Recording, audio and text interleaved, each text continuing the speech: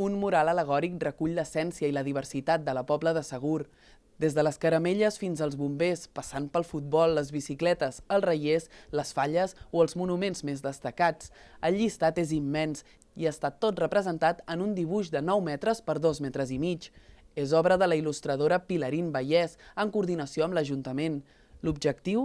Tenir un punt de referència que il·lustri la riquesa del municipi. La Pobla té moltes coses i moltes associacions, moltes casuístiques, molt entorn, moltes coses. Doncs vam fer un llistat bastant llarg i li vam passar a la Pilarín. Llavors ella va agafar la seva manera d'expressar-se, que és fent aquests dibuixos, i va acabar fent aquest dibuix i això que tenim aquí al darrere.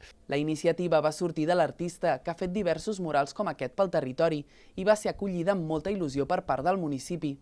L'equip de govern va preparar una llista de cadascuna de les iniciatives, tradicions, perfils de la ciutadania i espais representatius de la Pobla. La Pilarín, amb 1.000 llibres d'experiència als dits, va ser capaç de recopilar-les totes en un collage il·lustrat que des de dijous de Setmana Santa decora el Parc Buixareu.